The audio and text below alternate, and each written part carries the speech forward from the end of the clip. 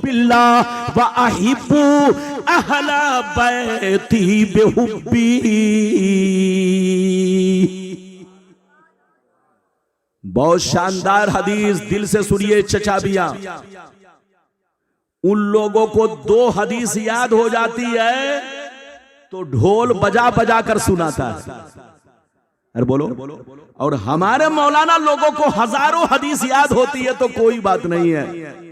इधर देखिए, अभी तो मैंने आपको दूसरी हदीस सुनाई, मतलब सुनिए कलेजा हिल जाएगा। इधर देखिए, नबी ने इरशाद फरमाया, हदीस का मतलब सुनिए, हदीस का मतलब क्या है। नबी ने इरशाद फरमाया कि दुनिया में मोहब्बत की बेशुमार किस्में है, दुनिया में मोहब्बत की बेशुमार किस्में है। माँ की मोहब्बत है, बाप की मोहब्बत है, बच्चों की मोहब्बत है, बहनों की मोहब्बत है, बीवी की मोहब्बत है, खाला की मोहब्बत है, ममानी की मोहब्बत है, रिश्तेदार की मोहब्बत है, दोस्त अहबाब की मोहब्बत है, पड़ोसी की मोहब्बत है, पीरो मुर्शिद की मोहब्बत है।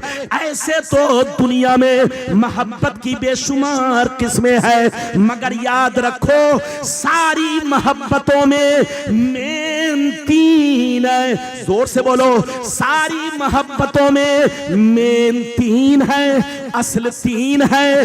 अगर ये तीनों नहीं तो सारी मोहब्बतें बेकार है। मेन कितनी मोहब्बत है? हाथ उठाओ। ए बाबू, सुन रहे हो कि नहीं?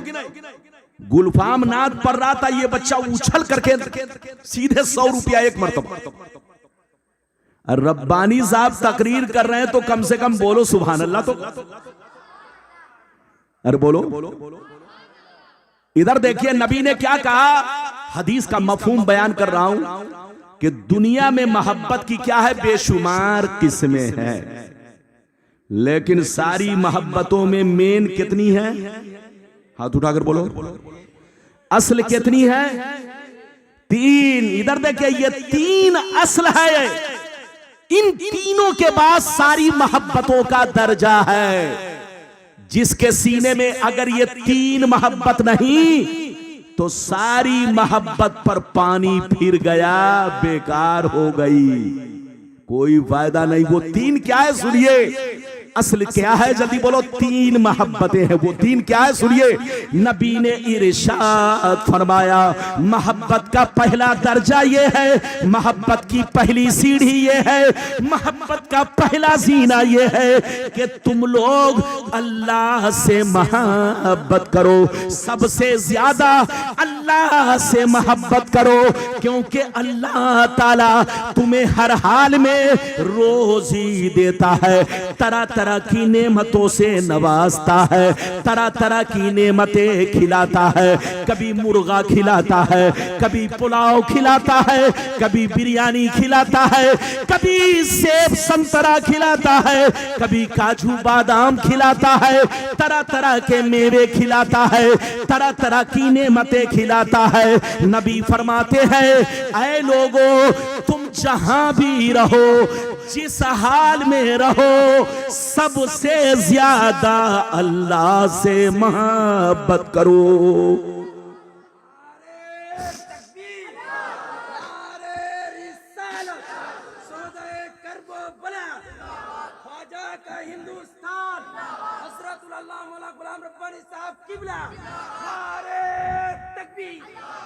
अब कारी शाहिद साहब लगता है नींद से बेदार हो गए। अरे बोलो। इमाम अगर नमाज में सो जाए, बोलो, इमाम अगर नमाज में सो जाए, इधर देखिए तो इमाम बोलो रहेगा रुकू में या मुक्तदी चला जाएगा सजदे में। अरे बोलो, है कि नहीं? तो इधर देखिए, इमाम होता है। कारी साहब बड़े नेक आदमी हैं और माशाल्लाह आपके क्या नाम है आपका? मौलाना अबुल हसन साहब, ये आपकी बस्ती के खतीबो इमाम, बड़े नेक, बड़े शरीफ माशाल्लाह। ये लोग अगर स्टेज पर बैठकर हौसला बढ़ाते हैं तो अच्छा लगता है। इजाजत है तो बोलो, दुनिया में मोहब्बत की कितनी किस्में हैं? जल्दी बोलो। बेशुमार। लेकिन सारी मोहब्बतों में असल कितनी है? मेन कितनी है? 3। पहली मोहब्बत क्या है? जोर से बोलो। अल्लाह ताला सबसे ज्यादा, मां से ज्यादा, बाप से ज्यादा, भाई बहनों से ज्यादा, रिश्तेदार से ज्यादा, आसमान और जमीन में जितनी चीजें हैं सबसे ज्यादा किससे मोहब्बत करो? उसके बाद किससे करो? सुनिए, उसके बाद किससे करो? सुनिए, नबी फरमाते हैं मोहब्बत का दूसरा दर्जा क्या है? सुन लो, मोहब्बत का दूसरा दर्जा ये है कि अगर अल्लाह से तुम लोगों को सच्ची मोहब्बत है, अगर अल्लाह से तुम लोगों को सच्ची मोहब्बत है तो मैं उसका रसूल हूं। दूसरा दर्जा ये है कि मुझसे भी मोहब्बत करो, और मोहब्बत का तीसरा दर्जा ये है कि मुझसे सच्ची मोहब्बत है तो मेरी अहले बैत से मोहब्बत करो। किससे करो? अल्लाह से इसलिए मोहब्बत करो कि वो तुम्हारा खालिक है, वो तुम्हारा मालिक है, वो तुम्हारा राज़िक है, वो तुम्हारा पालनहार है। सब कुछ बोलो उसी ने दिया। अल्लाह से इसलिए मोहब्बत करो, और रसूल से इसलिए करो कि रसूल को अल्लाह ने भेजा हमारी रहबरी के लिए। तो अल्लाह की मोहब्बत की बुनियाद पर हम रसूल से भी मोहब्बत करेंगे। और मोहब्बत का तीसरा दर्जा यह है कि अहले बैत से भी करो। क्यों? इसलिए अहले बैत का ताल्लुक मुस्तफा से है, अहले बैत का रिश्ता रसूल से है। मेरी तरफ देखो, एक बड़ा अच्छा वाकया सुनाना चाहता हूं, इजाजत है? लेकिन लगता है कि आप लोग थक गए। और बोलो, थके तो नहीं? ये बच्चा ऐसे पांव फैला के बैठा है जैसे लगता है नानी अम्मा के घर में। सही से बैठो। इजाजत है? जल्दी बोलो, इजाजत है? एक वाकया सुनिए, इधर देखिए। सुलह हुदैबिया के मौके से, किसके मौके से? बोलो, सुलह हुदैबिया। क्या नाम? जल्दी बोलो। सुलह हुदैबिया के मौके से कुफारो मुशरिकीन ने अपने जासूस को भेजा। किसको भेजा? कहां भेजा? मेरे नबी की बारगाह में। क्यों भेजा? जरा जाओ देख कर आओ कि मोहम्मद के मानने वाले कितनी तादाद में है। हम उनको कत्ल कर सकते हैं कि नहीं? हम उनको हरा सकते हैं कि नहीं? हम उनका खून बहा सकते हैं कि नहीं? जब जासूस आए, गौर से सुनिए, जब जासूस आए तो उन लोगों ने छुप कर देखा कि मेरे नबी के मानने वाले सहाबाए किराम नबी को वजू करा रहे हैं। क्या करा रहे हैं? जल्दी बोलो। वजू करा रहे हैं। उन जासूसों ने यह देखा कि जब मेरे नबी वजू कर रहे थे और वजू का पानी जब बदन से जमीन पर गिरने लगता तो सहाबा गिरने नहीं देते, बल्कि वजू का पानी कोई चुल्लू में लेके चेहरे में मल रहे हैं, कोई सीने में लगा रहे हैं, कोई बर्तनों में जमा कर रहे हैं। जब जासूसों ने यह मंजर देखा तो जाकर अपने बोलो सरदार से कहा कि तुम भूल जाओ कि मोहम्मद को कत्ल करोगे, भूल जाओ कि मोहम्मद का खून बहाओगे। मोहम्मद के मानने वाले गर्चे मुट्ठी भर है, लेकिन उनकी ताकत यह है, उनकी दीवानगी यह है कि जब मोहम्मद के बदन से पानी जमीन पर नहीं गिरने देते तो मोहम्मद का खून जमीन पे कैसे गिरने देंगे? मोहम्मद के मानने वाले सब कुछ कुर्बान कर सकते हैं, लेकिन मोहम्मद पे आंच नहीं आने देंगे। ये है उनके दीवानों का आलम। ऐ सुन्नियों, दुनिया में जंगे बहुत हुई। जंगे बद्र है, इसको कोई याद नहीं करता। जंगे खैबर है, इसको कोई याद नहीं करता। जंगे उहुद है, इसमें कोई याद नहीं करता। और भी जंगे हुई, उसको कोई याद नहीं करता। बल्कि सारी जंगों में बहुत सारे मुसलमान शहीद हुए, लेकिन उनके नाम पर कोई आंसू नहीं बहाता। लेकिन करबला वाले हुसैन के नाम पर सारी दुनिया आंसू बहाती है। जैसे मुहर्रम का चांद निकलता है, सारी दुनिया के मुसलमान हर गली कूचों में हुसैन का नारा लगाने लगते हैं। आखिर क्या वजह है कि हुसैन को सबसे ज्यादा याद किया जाता है? याद करने की वजह यह है, सुन लो कान खोल करके, कि दुनिया में जंगे तो बहुत हुई। जंगे बद्र में मुसलमान शहीद जरूर हुए लेकिन नबी का खून नहीं बहाया गया। जंग उहुद में मुसलमान शहीद जरूर हुए लेकिन नबी का खून नहीं बहाया गया, सिर्फ नबी के दंदाने मुबारक शहीद हुए। इधर देखिए जंग खंदक में मुसलमान शहीद हुए लेकिन नबी का खून नहीं बहाया गया। लेकिन करबला के मैदान में जालिम यजीदियों ने, इधर देखो, हुसैन का खून नहीं, हकीकत में नबी का खून बहाया है। जोर से बोलो, हुसैन का खून नहीं, हकीकत में नबी का खून बहाया है। हुसैन को तकलीफ नहीं, को तकलीफ पहुंचाई है, इसलिए कि हुसैन की रगों में फातिमा का खून है और फातिमा की रगों में नबी का खून है। और जहां नबी के खून का एक कतरा गिरेगा, दीवाने तन मन धन सब कुर्बान कर देंगे। आज यही वजह है कि सारी दुनिया हुसैन के नाम पर आंसू बहा रही है, हुसैन के नाम पर मर रही है। ऐ सुन्नियों, मरते रहो। ये आपका पिंडाल लगाना, ये आपका जलसा कराना, ये आप लोगों का रात भर हुसैन की याद मनाना, हुसैन का जिक्र सुनना, ये सब मोहब्बत की दलील है। उनके नाम पर लंगर बनाना, लोगों को खिलाना, ये सब मोहब्बत की दलील है। उनके नाम पर कुरान खानी करना, ये सब मोहब्बत की दलील है। उनके नाम पर ये खूबसूरत पिंडाल सजाना, ये सब मोहब्बत की दलील है। उनके नाम पर एक एक पैसा तुम्हारा काम आएगा। एक पैसा भी खर्च किया है तो अल्लाह तुम्हें उसके बदले कई गुना सवाब अता फरमाएगा। इसलिए कि नबी से मोहब्बत का मतलब यह है कि मेरे नबी से जिनका जिनका रिश्ता है, हर एक से मोहब्बत करनी होगी। इसी का नाम ईमान है। इजाजत दीजिए तो अब मैं तीसरी हदीस सुनाना चाहता हूं, लेकिन लगता है कि आप लोग थक गए। अरे बोलो, थके तो नहीं, लेकिन ऐसे काम नहीं चलेगा। 20 से एक आदमी खड़े हो,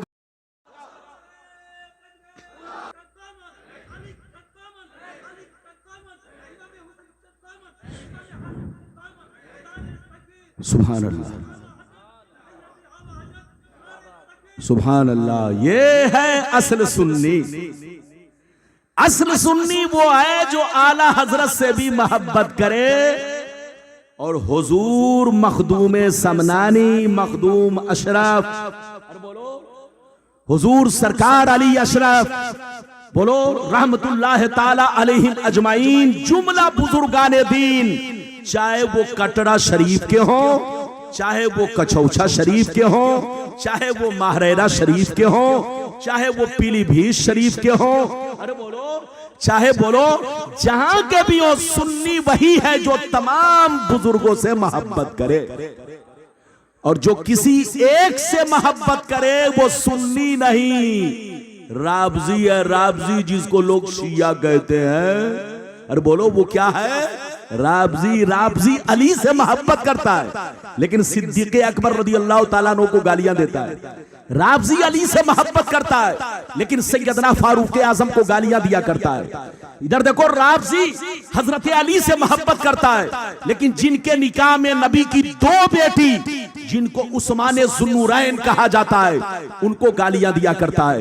इधर देखो, राबजी अली से मोहब्बत करता है, हसन हुसैन से मोहब्बत करता है लेकिन दीगर सहाबा को लान तान बुरा भला कहता है। इधर देखो, वो राबजी का तरीका है। हम सुन्नियों का तरीका यह है कि जिस खानकाह के भी बुजुर्ग हो वो हमारे सर के ताज है, दिलों की धड़कन है और उनका मुरीद आपस में भाई भाई है। और जब भाई भाई है तो फिर कैसी लड़ाई है? लड़ना नहीं, झगड़ना नहीं। जो आपको लड़ाए वो ठीक नहीं है। जोर से बोलो, जो आपको लड़ाए वो ठीक नहीं है। अब मैं आपको वो हदीस सुनाना चाहता हूं। जो लोग कहते हैं कि यजीद हक पर है, उनकी आंखों से पर्दा हटे कि यजीद में, अरे बोलो, यजीद में कितनी बुराइयां थी। अगर सारी बुराइयों का तस्करा करूंगा तो घंटों लग जाएगा। सिर्फ एक हदीस सुनाऊंगा, उसी से अंदाजा लग जाएगा कि यजीद कितना बुरा इंसान था। इजाजत दीजिए तो हदीस सुनाता हूं, लेकिन बाबू लोग सही से बैठाओ, इस बच्चा को गोद में बैठाओ, सही से बैठो। सारा मजमा अगर हदीस सुनना चाहता है तो हाथ उठाकर बोलो सुभान अल्लाह। और जोर से बोल दो सुभान अल्लाह, और जोर से बोलो सुभान अल्लाह। माशाअल्लाह, गौर से सुनो। मिशकात शरीफ जिल्दे सानी बाबुल करामत सफा नंबर 545। अन सईद बिन अब्दुल अजीज रदियल्लाहु तआला अन्हु क़ाल लम्मा कान अय्यामुल हर्रा लम युअज़्ज़न फी मस्जिदिन नबी सल्लल्लाहु अलैहि वसल्लम सलासन फलम युक़म वलम यबरह सईद इब्न मुसय्यिब अल मस्जिद फकान ला यारिफु वक्त सलात इल्ला बिहमहमत यस्मऊहा मिन कब्र नबी सल्लल्लाहु अलैहि वसल्लम। जोर से बोल दो सुभान अल्लाह। ये हदीस मिशकात शरीफ पेज नंबर 545। गलत साबित करने पर मुंह मांगा इनाम। लेकिन इधर देखो, गलत साबित करोगे तब, वरना झोला खाली जाएगा। अरे बोलो, इजाजत है? बच्चे को बैठाइए। ए बेटा, अगर पेशाब की जरूरत नहीं है, अगर जरूरत है तो जाने दीजिए, वरना जलसा गाई खराब कर देगा। एक जलसे में एक बूढ़े साहब उठ रहे थे, मैंने उनको बैठा दिया। जलसे के बाद लोगों ने कहा चच्चा जलसा खत्म हो गया, उठिए। कहा पहले लुंगी लाओ तब उठूंगा। कहा क्या हुआ? कहा रे हजरत ने ऐसा बैठाया कि जो होना था हो चुका। तो जिसको ऐसी जरूरत होगी वो जा सकता है। मेरा काम रोकना है, लेकिन अब इसका मतलब ये नहीं कि पेशाब बहुत तेज है और लेटरिंग भी बहुत तेज है और रुक गए तो पता चला कि सारा काम यही हो गया। हाँ, तो ऐसी नौबत नहीं आनी चाहिए। बिल्कुल अदब से बैठिए, होश में बैठिए। अब 15 से 20 मिनट या 25 मिनट या आधा घंटा मेरी तकरीर और चलेगी। आप जब तक चाहोगे चलेगी। इधर देखो, मैंने जो हदीस सुनाई मतलब सुनिए। इधर देखिए, यजीद के बारे में क्या आया है हदीस में तो बहुत है, तारीख की किताबों में बहुत है। इधर देखिए, ये लोग यजीद की बड़ी तारीफ करते हैं, लेकिन यजीद के बारे में आया है यजीद खुल्लम खुल्ला शराब पीता था, खुल्लम खुल्ला अय्याशियां करता था, खुल्लम खुल्ला नाच गाने की महफिलें सजाता था, नमाज नहीं पढ़ता। इधर देखो, अल्लाह रसूल से कोई मतलब नहीं, यहां तक के बोलो बहुत सारी हराम चीजों को उसने लोगों के लिए हलाल कर दिया था। अरे बोलो, हराम चीजों को क्या कर दिया था? हलाल कर दिया था। इसने वो जुल्म ढाया। इधर देखिए, करबला के वाकया के बाद तो इसका जुल्म और बढ़ गया। करबला के वाकया के बाद जुल्म इसलिए बढ़ा, इसने ये सोचा कि जो बीच में रोकने वाला था उसको तो मैंने खत्म कर दिया। यानी इमाम आली मकाम जो बीच में उसके दरमियान रुकावटें थे उसको तो वो खत्म कर चुका, और वो शेर बन गया कि अब मुझको कोई रोक नहीं सकता। चाहे शराब पीऊं, चाहे जुआ खेलूं, चाहे हराम को हलाल, हलाल को हराम कहूं, अब कौन रोकेगा? उसका जुल्म इतना बढ़ गया, इतना बढ़ गया कि करबला के वाकया के बाद जब मक्कतुल मुकर्रमा के लोगों ने यजीद की बैयत तोड़ दी, मदीना के लोगों ने यजीद की बैयत तोड़ दी, तो जालिम यजीद ने अपनी फौजियों को, अपने फौजियों को मक्कतुल मुकर्रमा पर मक्कतुल मुकर्रमा भेजकर मक्के पर चढ़ाई की। इस तरह चढ़ाई की, इतना जुल्म ढाया कि काबा की दीवार तक चटक गई, काबा का गिलाफ जल गया। काबा के अंदर जो इस्माइल अलैहिस्सलाम की जगह पर दुम्बा लाया गया था ज़बह करने के लिए, उसकी सींग रखी हुई थी, वो सींग भी जल गई, काबे की दीवार चटक गई। हरम शरीफ की बेहुरमती की, हजारों सहाबा को बेदर्दी से जालिम फौजियों ने कत्ल किया। इधर देखिए, फिर मदीना पर उसने चढ़ाई की, मदीना पर वो जुल्म ढाया कि मदीने की औरतों के साथ बदतमीजियां की, मदीने के सहाबा को, हजारों लोगों को बेदर्दी से कत्ल किया। मस्जिद नबी में 3 दिन तक घोड़े बंधवाए, घोड़ों से पखाना पेशाब करवाया। 3 दिन तक मस्जिद नबवी में अजान बंद रही, नमाज बंद रही, कोई मस्जिद में नमाज पढ़ने नहीं गया। अब सुनिए वाकया, सुनिए फिर क्या हुआ। हजरत सईद बिन मुसैयब कहते हैं कि मस्जिद नबवी में 3 दिन तक ना आजान हो सकी, ना नमाज हो सकी। कर्फ्यू का माहौल रहा, कोई नमाज पढ़ने नहीं आया, कोई आजान देने नहीं आया।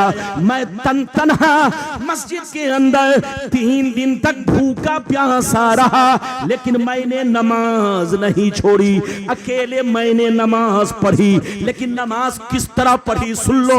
वो फरमाते हैं कि मैंने 3 दिन तक जो नमाज पढ़ी, सूरज को देखकर नहीं, तारों को देखकर नहीं, मैंने जो वक्त का अंदाजा लगाया, टाइम का अंदाजा लगाया, सूरज को देखकर नहीं, तारों को देखकर नहीं, लोगों से पूछकर नहीं, बल्कि 3 दिन तक मस्जिद से नहीं निकला, लेकिन मैंने अकेले नमाज पढ़ी।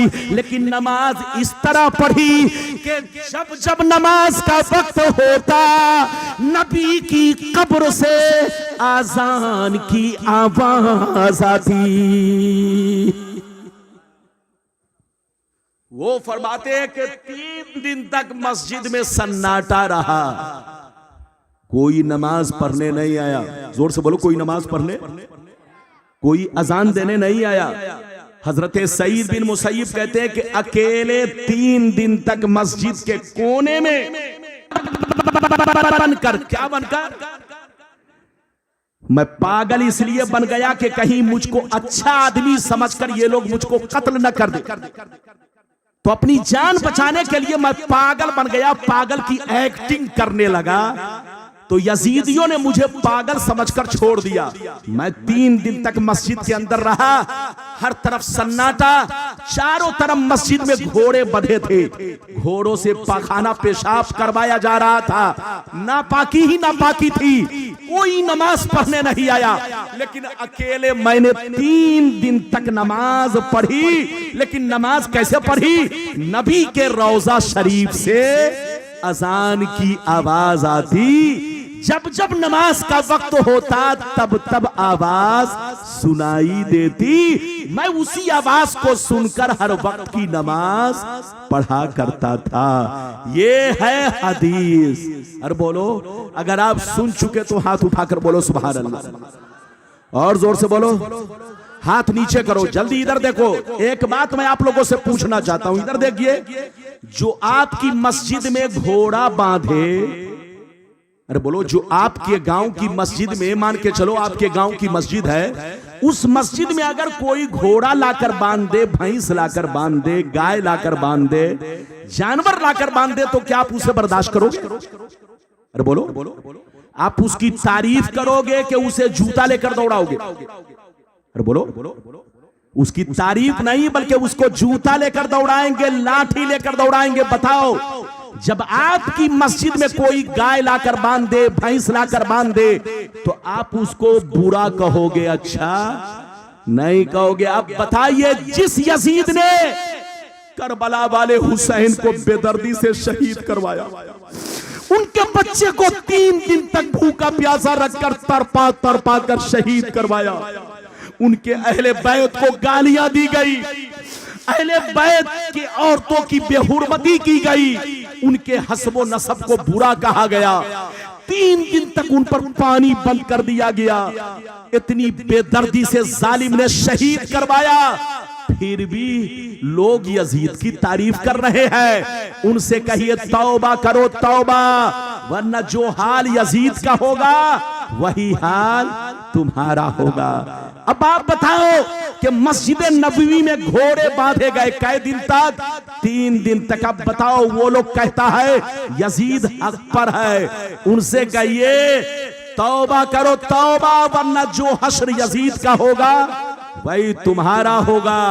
ऐ सुन्नियों, किसी के बहकावे में मत आओ। मेरा हुसैन कल भी हक पर था, आज भी हक पर है, और बोलो, मरते दम तक जितने हुसैनी हैं सब हक पर रहेंगे। हाथ उठाकर बोलो, सब हक पर रहेंगे। हाथ उठाकर बोलो, सब हक पर रहेंगे, क्योंकि हम सुन्नी है, मसलक के आला हजरत के मानने वाले हैं। लड़ने का वक्त नहीं, समझने का वक्त है। इजाजत दीजिए तो मैं आपको चौथी हदीस सुनाना चाहता हूं। अरे बोलो, इजाजत। हाथ में घड़ी नहीं है, घड़ी है? जोर से बोलो। पीछे वाले देख रहे हैं, ये बताओ घड़ी है? अरे बोलो, पीछे वाले बोलो, घड़ी है मेरे हाथ में। जब से मोबाइल निकला है तब से मैंने घड़ी पहनना, जोर से बोलो, बंद कर दिया। मोबाइल ने बहुत सारी चीजों को बंद कर दिया, लेकिन मोबाइल ने मेरी घड़ी को, मैंने घड़ी पहनना बंद कर दिया। तो अब तकरीर जब करता हूं तो घड़ी देखकर नहीं, चेहरा देखकर। क्या देखकर? जब तक चेहरा मुस्कुराता है तो समझ लेता हूं कांटा चल रहा है, और जब देखता हूं आंख बंद हो गई तो समझ लेता हूं कांटा बंद हो रहा है। तो अभी आपका चेहरा मुस्कुरा रहा है, इसलिए लगता है कि 15-20 मिनट और तकरीर होगी। क्यों कारी साहब, इजाजत है? अरे जोर से बोलो, इजाजत है। लेकिन अगर इजाजत है तो ऐसे नहीं, एक भी हाथ नीचे ना रहे, हाथ उठाकर बोलो सुभान अल्लाह, और जोर से बोलो सुभान अल्लाह, और जोर से बोलो सुभान अल्लाह। माशाअल्लाह, गौर से सुनो, मिशकात शरीफ, जोर से बोलो मिशकात शरीफ, जिल्दे सानी, बाबो मनाकिबे अहले बैत, सफा नंबर 571। कितना? जोर से बोलो, सफा नंबर 569, 71 नहीं, सफा नंबर 569। तिरमिजी शरीफ, जिल्दे सानी, बाबुल मनाकिब, सफा नंबर 218 पर यह हदीस मौजूद है। अन जाबिर बिन अब्दुल्लाह रदियल्लाहु तआला अन्हु क़ाल रायतु रसूलल्लाह सल्लल्लाहु अलैहि वसल्लम फी हज्जतिही यौम अरफा व हुवा अला नाक़तिल क़स्वा यक़ूब फसमीतुहु यक़ूल या अय्युहन नास इन्नी तरक्तु फीकुम मा इन अख़ज़्तुम बिही लम तदिल्लु किताबुल्लाह व इतरती अहलु बैती।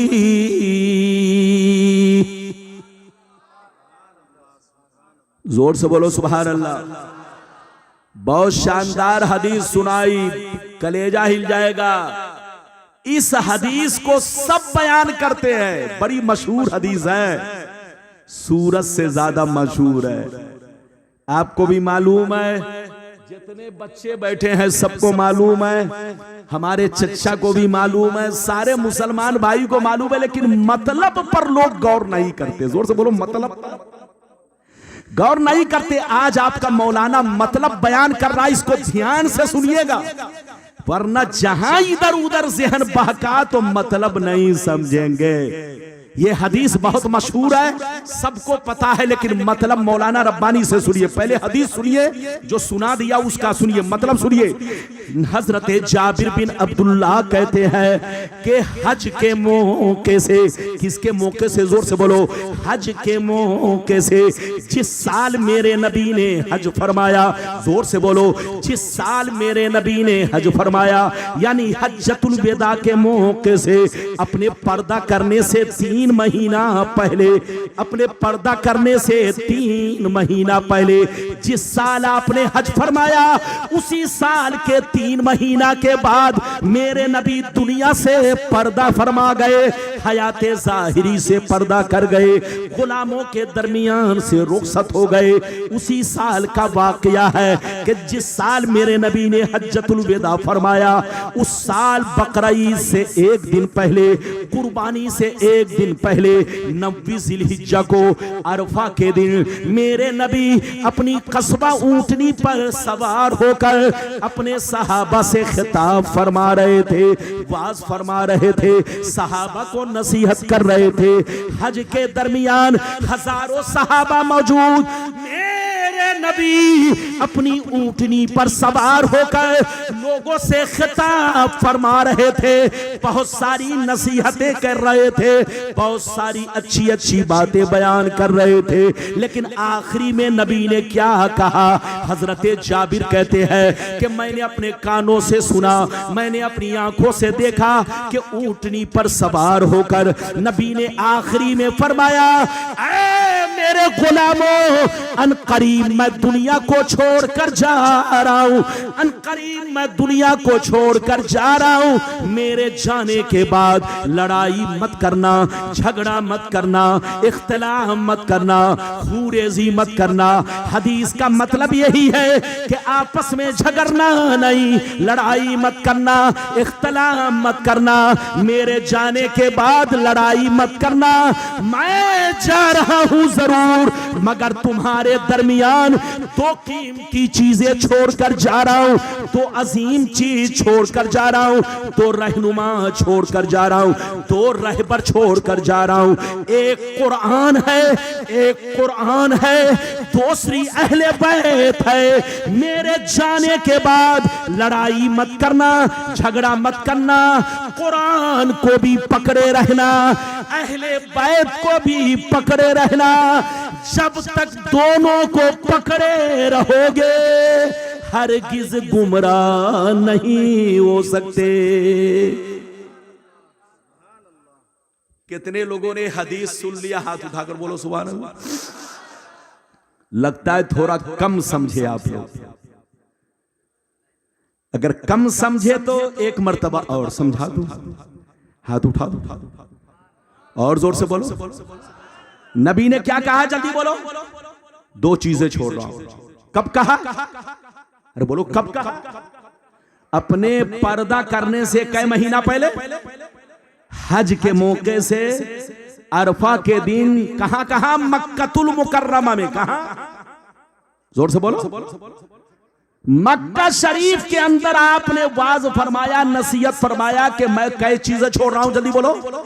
दो, कुरान और अहले बैत। और क्या कहा? जल्दी बोलो। दोनों को पकड़े रहना, कुरान को भी पकड़े रहना और अहले बैत को। कुरान को पकड़ने का मामला तो समझ में आ रहा।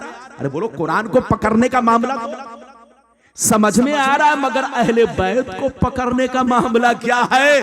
तो मतलब सुनिए, इधर देखिए, सुनिए। नबी ने इरशाद फरमाया, मैं दो चीजें छोड़ रहा हूं, एक कुरान है, दूसरी अहले बैत है। कुरान को भी पकड़े रहना। कुरान को इसलिए पकड़ना, कुरान को इसलिए पकड़ना कि ये अल्लाह की मजबूत रस्सी है, अल्लाह की मजबूत रस्सी है। अल्लाह का सारा कानून कुरान में मौजूद है। इसमें नमाज का तरीका, रोजे का तरीका, हज व ज़कात का तरीका, खाने पीने का तरीका, शादी विवाह का तरीका, निकाह तलाक का तरीका, जिंदगी का सारा कानून, जिंदगी की सारी चीजें, दुनिया की हर चीज कुरान में मौजूद है। कुरान को इसलिए पकड़ना कि अल्लाह तक पहुंचने का जरिया है, अल्लाह की मजबूत रस्सी है। और अहले बैत को इसलिए पकड़ना कि जो अहले बैत होंगे उनकी जिंदगी कुरान के मुताबिक होगी। अहले बैत को इसलिए पकड़ना कि जो अहले बैत होंगे उनकी जिंदगी, बोलो, उनकी जिंदगी किसके मुताबिक होगी? तो कुरान को इसलिए पकड़ना कि अल्लाह की किताब है, और अहले बैत को इसलिए पकड़ना कि बोलो, अहले बैत की जिंदगी कुरान के मुताबिक होगी। जो कुरान में से समझ में नहीं आएगा, तुम उनकी जिंदगी देखते चले जाओगे, कुरान समझ में आता चला जाएगा। बात समझ में आ रही है? ये है हदीस का मतलब जो मैंने आपको बयान किया। इस हदीस से भी पता चला कि अहले बैत हक पर हैं। हाथ उठाकर बोलो अहले बैत, जोर से बोलो अहले बैत। और जब अहले बैत हक पर है तो करबला वाले हुसैन भी हक पर है। जो उनको बुरा कहे वो जहन्नमी है। हाथ उठाकर बोलो, जो उनको बुरा कहे वो जहन्नमी है। बस दो हदीस सुनिए, तकरीर खत्म। 10 मिनट में जल्दी जल्दी, इजाजत है? लेकिन लगता है कि ये बच्चा घबरा रहा है। घबराओ नहीं, इजाजत है तो मैं हदीस सुनाऊं। सारा मजमा हाथ उठाकर बोलो सुभान अल्लाह। और जोर से बोल दो सुभान अल्लाह। माशाअल्लाह, गौर से सुनो, मिशकात शरीफ जिल्दे सानी बाबो मनाकिबे अहले बैत सफा नंबर 573 अन अबी ज़र्रिल ग़िफ़ारी रज़ियल्लाहु तआला अन्हु क़ाल क़ाल रसूलुल्लाह सल्लल्लाहु तआला अलैहि वसल्लम अला इन्न मसला अहली बैती मसलु सफीनते नूह फमन रकिबहा फनजा वमन तखल्लफ़ अनहा फहलका। जोर से बोल दो सुभान अल्लाह। घबराइए नहीं, 10 मिनट और आपका टाइम लूंगा। अगर पेशाब की जरूरत हो तो बर्दाश्त कर लीजिए। मौलाना रब्बानी आपको बार बार नहीं मिलेंगे। मुझको नजला की शिकायत है, फिर भी तकरीर जबरदस्ती मैं कर रहा हूं। बोलो, जब किसी के नाक, बोलो, सर्दी हो जाती है, किसी को नाक से पानी गिरने लगता है तो बदन का पानी सूखने लगता है। लेकिन इधर देखिए, मेरे नाक से पानी गिर रहा है लेकिन बदन से भी पानी गिर रहा है। ये मोहब्बत का पानी है, नबी के इश्क में ये पसीना गिर रहा है, हुसैन की यादों में ये पसीना गिर रहा है। ये पसीना इधर देखो ऐसा है कि कयामत में अल्लाह अगर मुझे बख्शना चाहेगा तो एक कतरा पसीने के जरिए वो रहीमो करीम बादशाह है, मेरी मगफिरत फरमा देगा। इधर देखो, अल्लाह अगर अदल फरमाए तो कोई बच नहीं सकता, और अल्लाह फजल फरमाए तो कोई पापी, बोलो, जहन्नम में जा नहीं सकता। वो बड़ा रहीम है। मैंने जो आपको हदीस सुनाई, मतलब सुनिए, मतलब जल्दी जल्दी सुनिए। नबी ने इरशाद फरमाया कि मेरी अहले बैत अलैहिस्सलाम की कश्ती की तरह है। किसकी तरह है? जोर से बोलो। नबी ने फरमाया कि मेरी अहले बैत को आम लोगों की तरह मत समझना, बाजारू लोगों की तरह मत समझना, तुम लोग अपने बाप दादा की तरह मत समझना। मेरी अहले बैत नूह अलैहिस्सलाम की कश्ती की तरह है।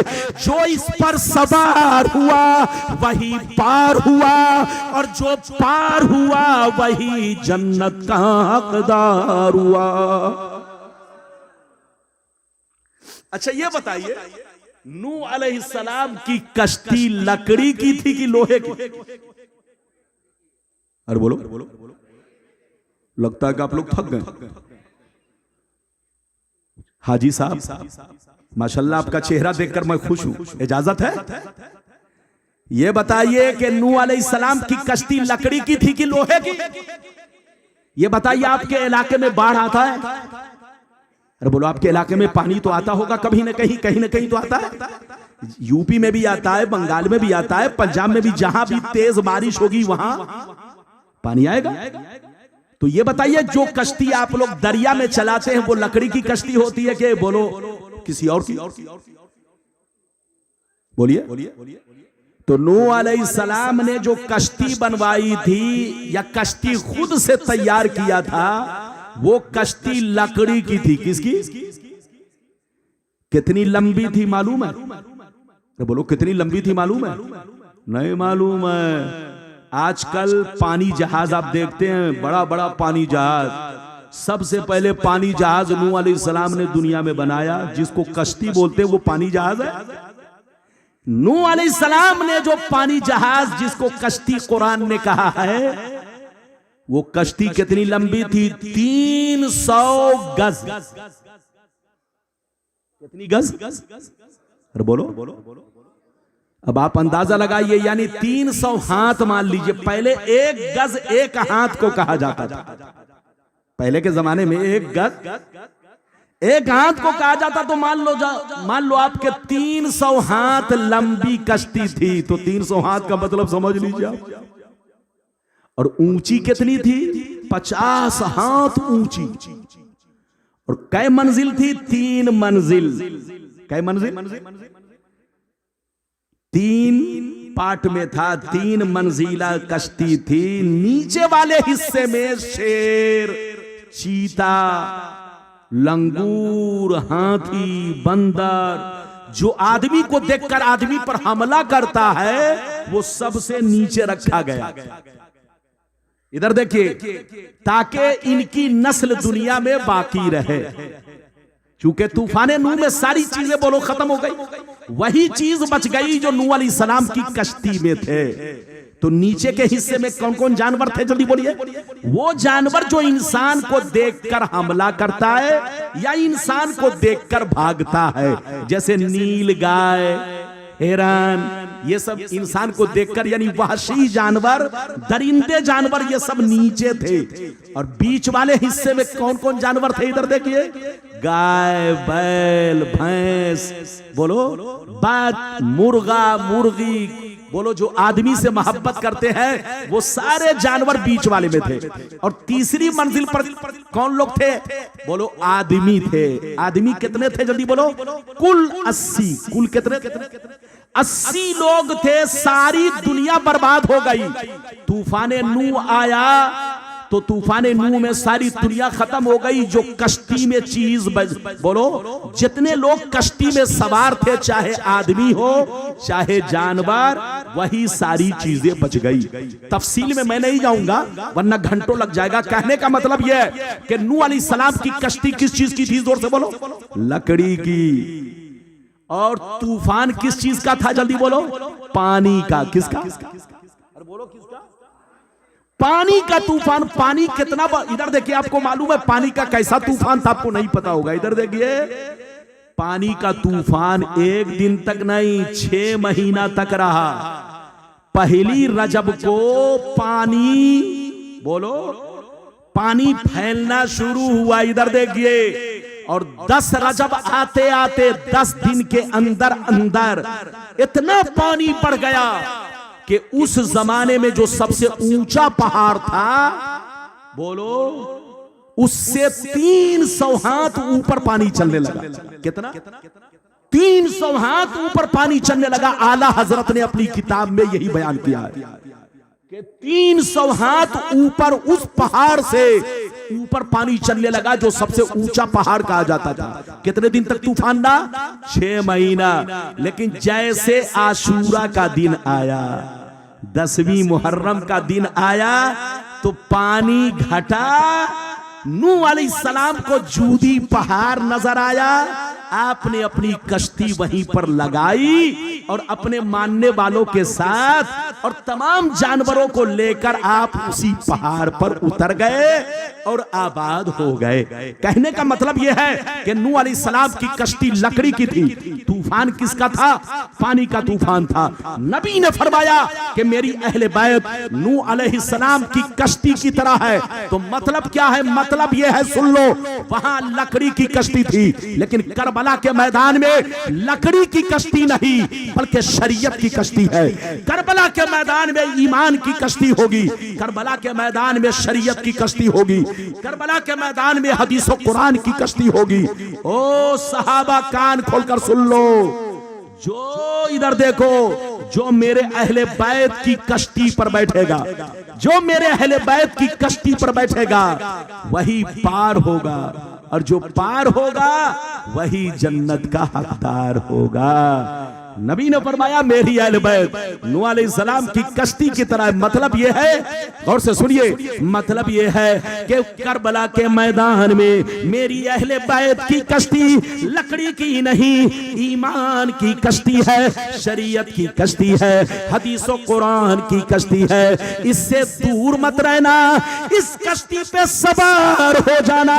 इसके खेवनहार मेरे हुसैन होंगे, मेरा नवासा हुसैन होगा। जो इस कश्ती पर सवार होगा वही पार होगा, और जो पार होगा वही जन्नत का हकदार होगा। और जो इस कश्ती से पीछे रह जाएगा, यजीद का साथ देगा, चाहे अल्लामा का बेटा हो चाहे सहाबी का बेटा हो, वो सब गुमराह ठहरेगा। इसलिए करबला के मैदान में जितने लोग हुसैन को कत्ल करने गए वो सब गुमराह है, सब जहन्नमी है। जिसने हुसैन के खून से, बोलो, अपने हाथ को रंगा, जिसने अपनी पेशानी पर, बोलो, एक धब्बा लगाया खून हुसैन का, वो कभी भी माफ नहीं किया जाएगा। मेरे नबी ने फरमाया कि हुसैन मेरे जिस्म का टुकड़ा है, टुकड़ा।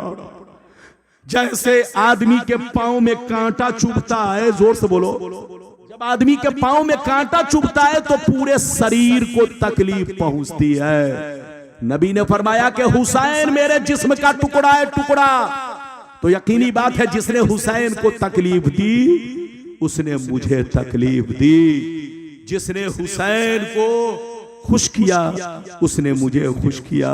ऐ सुन्नियो, अपने नबी से मोहब्बत करते रहो, आले नबी से मोहब्बत करते रहो, अहले बैत से मोहब्बत करते रहो, तमाम सहाबा से मोहब्बत करते रहो। इधर देखो, सुन्नी उसे ही कहते हैं जो अल्लाह से भी मोहब्बत करे, नबी से भी मोहब्बत करे, तमाम सहाबा को दिल की धड़कन समझे, सर का ताज समझे, और तमाम सहाबा में सबसे अफजल सैयदना सिद्दीक अकबर को मारे। दूसरे नंबर पर जोर से बोलो फारूक आजम को बोलो। फजीलत में जल्दी बोलो, फजीलत में सबसे अफजल नबी के बाद अगर किसी का मर्तबा है तो वो सैयदना सिद्दीक अकबर का है। उसके बाद फारूक आजम, उसके बाद उस्मान गनी, उसके बाद मौला अली। इधर देखिए, जो सुन्नी है वो इस तरह से अमल करता है और अकीदा रखता है। हम सुन्नी अल्लाह से भी मोहब्बत करते हैं, नबी से भी मोहब्बत करते हैं, सहाबा से भी मोहब्बत करते हैं, तमाम अहले बैत से मोहब्बत करते हैं, और तमाम सिलसिले के बुजुर्गों से मोहब्बत करते हैं, बशर्ते के सिलसिला, बोलो जोर से बोलो, बशर्ते के सिलसिला मेरे आका तक बोलो पहुंचता हो, प्योर सुन्नी हो, टीटीएस हो, पीपीएस ना हो, सुन्नी हो। आपस में मोहब्बत से रहिए। इधर देखिए, तमाम बुजुर्गों से मोहब्बत कीजिए। हम हक बयान करना है। क्या बयान करना है? हक बयान करना। अगर मैंने हक को छुपा लिया तो मेरा शुमार ईमान फरोश मौलवियों में होगा। इसलिए मैं हक को नहीं छुपाऊंगा, मैं हक बयान करता हूं हर स्टेज पर। अब अगर कोई कहे कि हमारे खिलाफ बोल रहा है तो ये पागलपनी है। मैं उनके खिलाफ किसी के खिलाफ क्यों बोलूंगा? बोलो, किसी के खिलाफ नहीं, उसके खिलाफ बोलूंगा जो नबी के खिलाफ है, जो अल्लाह के खिलाफ है, जो सहाबी के खिलाफ है, जो अहले बैत के खिलाफ है, जो हमारे बोलो किसी भी खानका के बुजुर्ग के खिलाफ है, मैं उनके खिलाफ हूं। और जो उनसे मोहब्बत करेंगे हम उनसे मोहब्बत करेंगे। आज भी हो जो बराहीम सा ईमा पैदा, आग कर सकती है अंदाजे गुलिस्ता पैदा। दश्ते बला को अर्श का जीना बना दिया, जंगल को मुस्तफा का मदीना बना दिया, हर जर्रे को नजफ का नगीना बना दिया। तूने हुसैन मरने को जीना बना दिया। अल्लाह ताला आपको, हमको, सबको नेक अमल की तौफीक रफीक अता फरमाए। इधर देखिए, जहां रहिए सुन्नी बनकर रहिए, और इधर देखिए अपनी मस्जिद को भी आबाद रखिए, घर को भी आबाद रखिए, दिल को भी आबाद रखिए। मस्जिद आबाद होती है इबादत से, और घर आबाद रहता है कुरान की तिलावत से, और दिल आबाद रहता है मोहब्बत से। तो जिसके सीने में ये तीनों अनमोल दौलतें हैं वही पक्का सुन्नी है, और जिसके सीने में अनमोल दौलतें नहीं, ये तीनों में से एक भी अगर कमी है तो पक्का नहीं है। पक्के बनिए, कच्चे मत बनिए। अल्लाह आपको सलामत रखे, आबाद रखे।